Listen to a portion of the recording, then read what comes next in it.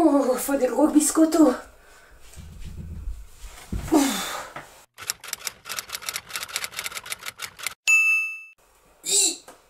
J'espère que vous allez bien. Aujourd'hui, on se retrouve pour un book haul. Bon, par contre, je sais pas comment je vais faire. On va les laisser sur mes genoux et je vais les mettre sur mon lit après. Bon, faut pas que ça tombe. Oui, j'ai fait des folies, mais aussi ça fait longtemps que j'ai pas fait de book haul. Donc en vrai, ça compense, ok? On va faire un petit book haul. Je ne vais pas faire les résumés de tous ces livres, sinon nous sommes assez mal.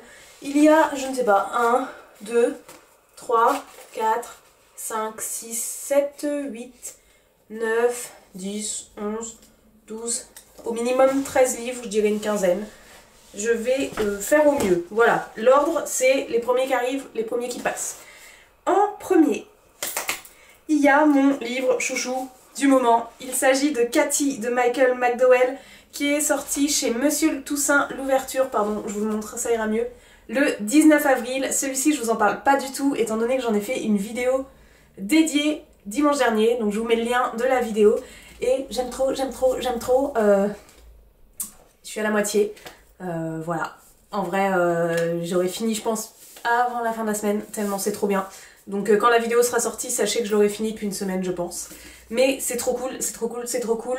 Michael McDowell c'est l'auteur des Blackwater, c'est aussi l'auteur de Les Aiguilles d'Or. J'ai fait des vidéos focus sur la saga Les Blackwater et sur la saga Les Aiguilles d'Or. Donc si jamais ça vous intéresse, et du coup une vidéo focus sur Cathy aussi, n'hésitez pas à aller les voir, comme ça vous saurez un petit peu qui est cet auteur, de quoi il parle et pourquoi je l'adore. Et j'adore moi surtout l'édition, enfin les éditions que font Monsieur Toussaint l'ouverture en fait. C'est trop beau.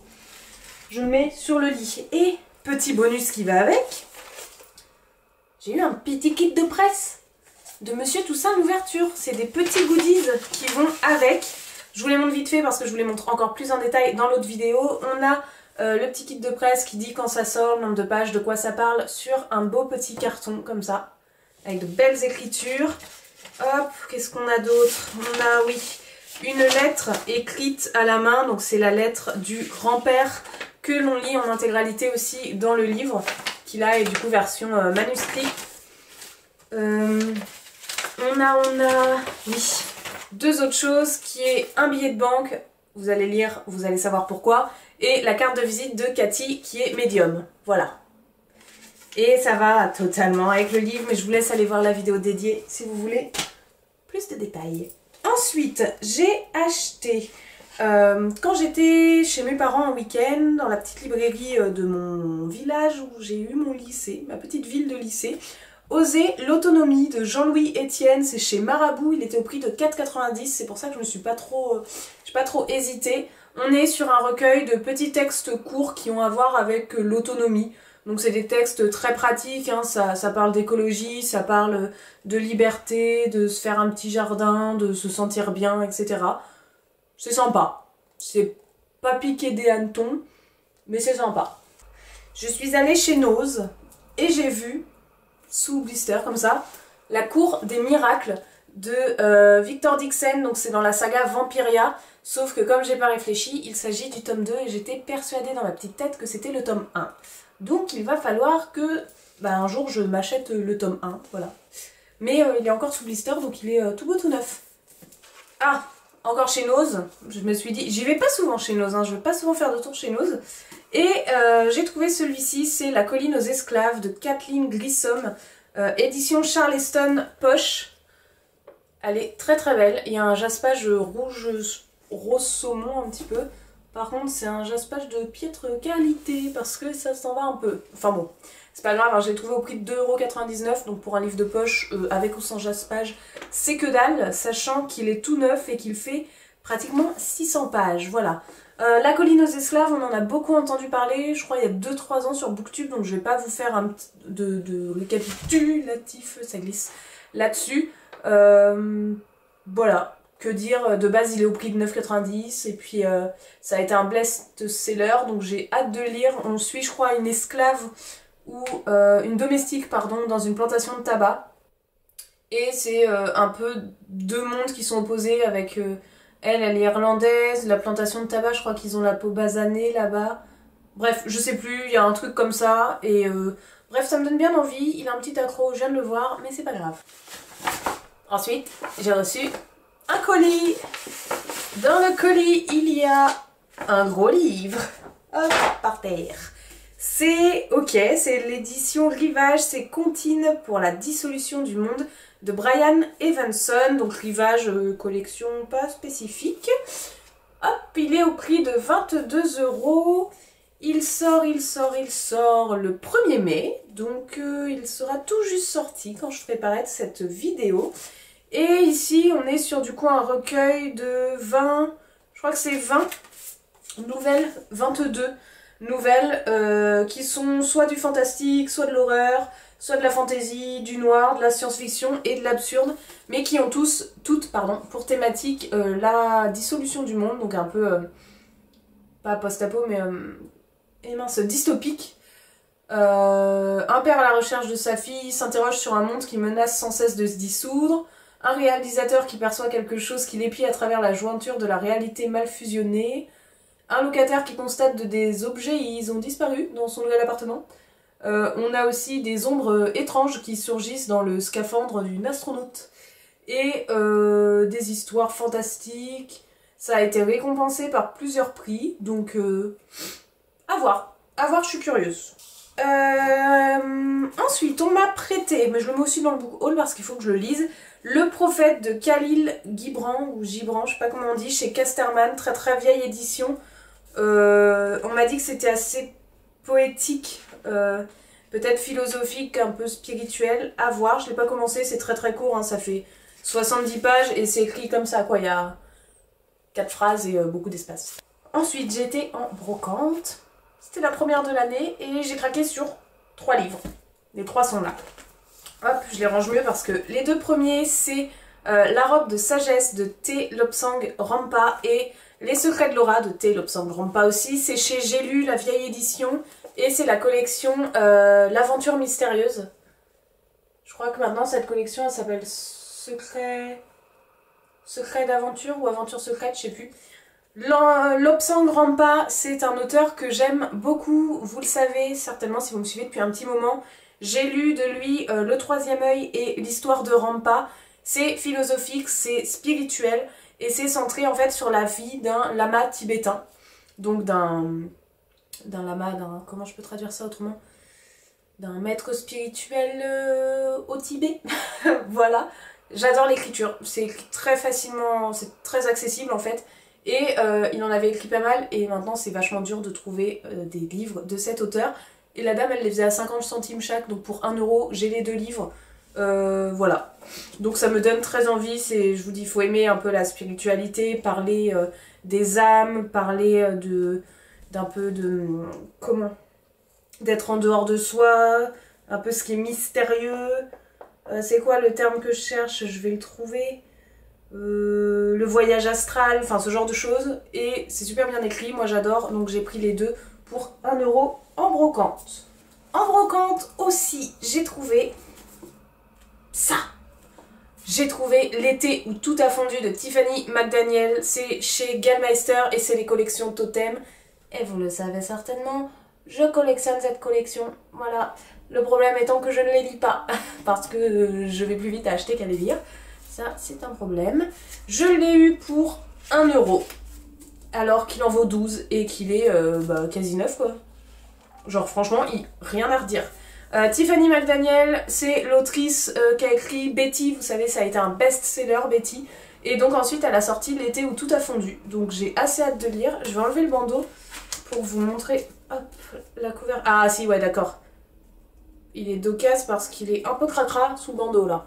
Donc je pense que ça va se nettoyer. Bref, c'est chouette hein. Ici on est dans quoi? Je crois que ça fait un peu... c'est un thriller, je crois, un truc comme ça. Il y a des événements inquiétants dans une ville, il y a des superstitions. Il y a un enfant qui arrive et qui est soi-disant l'incarnation du mal.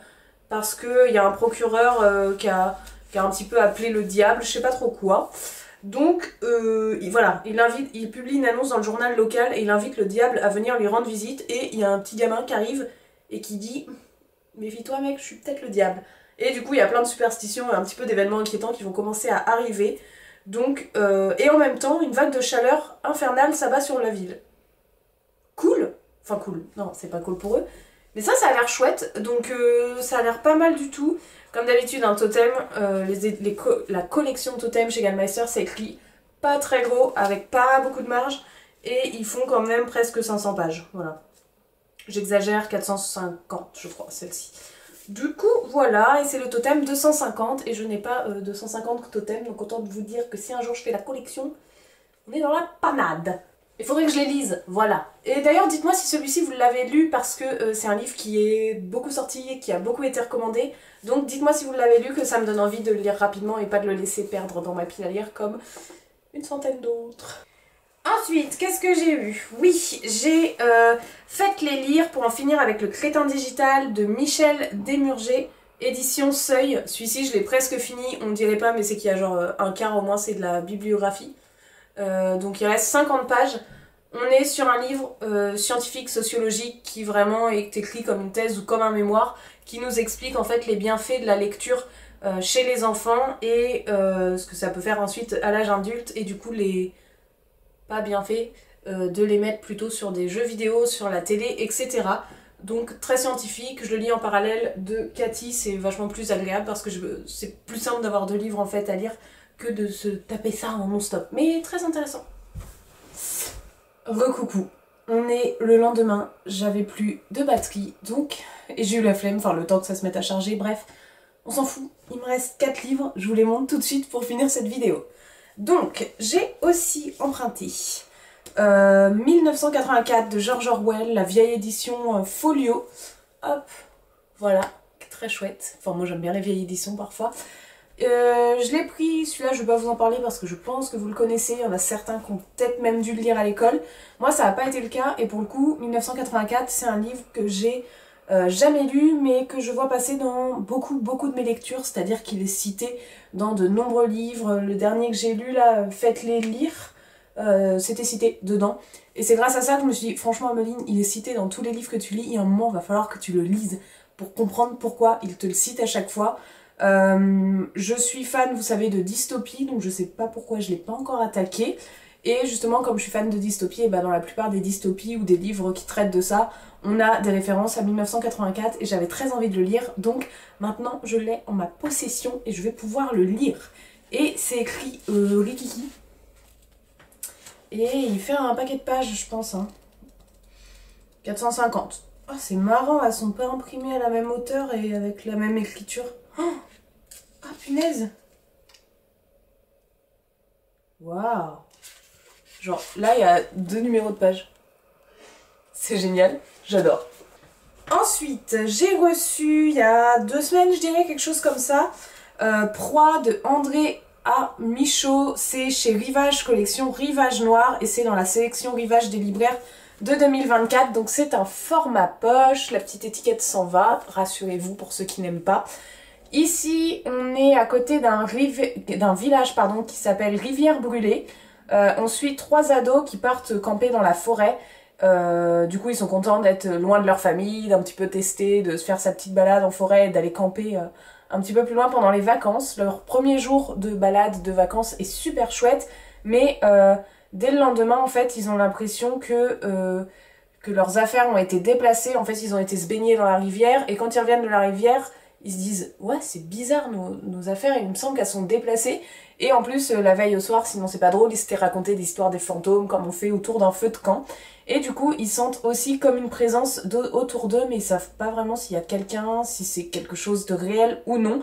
Et il y a écrit, la dernière phrase, c'est « Peu à peu, leur peur se concrétise de la manière la plus effrayante. » Et j'ai très hâte.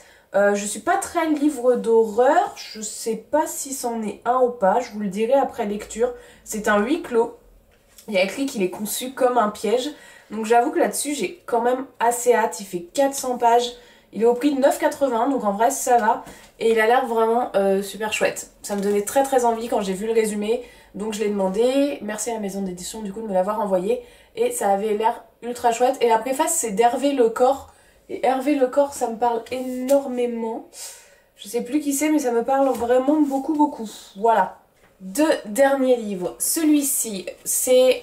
au tout début, je vous ai parlé de Oser l'autonomie, je crois que ça s'appelle comme ça, que j'ai acheté dans la petite librairie du village, de la ville de mon enfance. Attendez, il pleut, faut que j'aille crier de ranger le linge. Voilà, c'est fait. Du coup, oui, dans la ville de mon enfance, maintenant il y a une librairie qu'il n'y avait pas quand j'étais adolescente. Et j'avais un ticket cadoc de 10 €. Et l'autre livre, il faisait que 4 et quelques et je voulais pas perdre de l'argent dessus. Et j'avais envie de celui-là depuis un moment. Et je me suis dit, allez, c'est le moment. Il m'a été recommandé par une bookstagrammeuse qui est Elodie lit des livres, ou Hello lit des livres, je crois. Qui a lu la saga, les 3 tomes, et qui a adoré, et qui me dit constamment achète-le, achète-le, achète-le, achète-le. Voilà, c'est fait, j'ai craqué. Il s'agit du coup de Wayward Pines, c'est l'épisode 1 qui s'appelle Révélation de Blake Crouch. C'est chez Gallmeister, vous savez les totems que j'adore, un peu comme l'autre que j'ai pris en brocante. Si vous aimez Twin Peaks et Stephen King, vous allez adorer.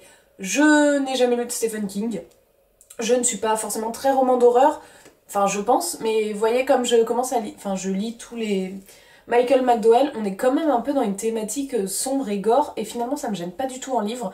En film, je déteste, mais en livre, ça me gêne pas. Il y a 3 tomes, donc le tome 2, il s'appelle Rébellion, et le tome 3, il s'appelle Destruction. Ici, on suit Ethan, qui est un agent fédéral, qui reprend conscience, après avoir été blessé dans une course-poursuite, comme il est agent, bah, il traite les petits mœurs qu'il se passe dans sa ville. Il se réveille, il est partiellement amnésique, il se souvient juste qu'il doit retrouver 2 autres agents et que ces 2 autres agents en fait ils ont mystérieusement disparu, on sait pas comment, on sait pas pourquoi, et c'est juste qu'il doit les retrouver. Il se rend vite compte qu'il a plus de papier, qu'il a plus de téléphone quand il se réveille, et il parvient ni à joindre sa femme, ni son supérieur, et en fait ni personne du monde extérieur à cette ville. Donc il commence un petit peu à paniquer. Au bout d'un moment, il découvre un cadavre qui a été horriblement mutilé d'un des agents du coup qui recherche. Donc il se dit oula, ça commence à faire un peu peur. Et il y a écrit l'étrangeté cède la place à un danger mortel. C'est maintenant sûr, il y a quelque chose de pourri à Wayward Pines. Et en vrai, ça me donne bien envie. Ça me fait penser à Dome du fait du dessin et du fait qu'il puisse contacter personne à l'extérieur et qu'il soit coincé peut-être un peu dans cette ville. En tout cas, c'est l'idée que j'en ai. J'ai très très hâte de lire et de m'y attaquer. On verra. On verra. C'est que assez gros, ça, pour le coup, ça devrait le faire, mais il me donne trop envie. Et le dernier, c'est une BD reçue par la maison d'édition Rivage dans la collection Virage Graphique. C'est Monstera de Simon Roure, ou Simon Rouret, je ne sais pas comment on le dit. Très joli, dans des teintes de bleu sublimes. Voilà, vous savez que moi la collection Rivage Graphique, je l'adore. Ils font vraiment du travail éditorial de ouf, je trouve. Hop, regardez à chaque fois, c'est sublime. Toutoulou, ici, ce que j'aime, c'est qu'on est quand même sur un monochrome bleu. Juste, on a des variations de bleu, de noir, de gris qui sont très très belles. J'ai tout juste commencé à le lire, donc je pourrais pas trop vous en dire. C'est la rencontre entre 2 personnes qui s'appellent Gabriel et Lina et qui décident de vivre ensemble.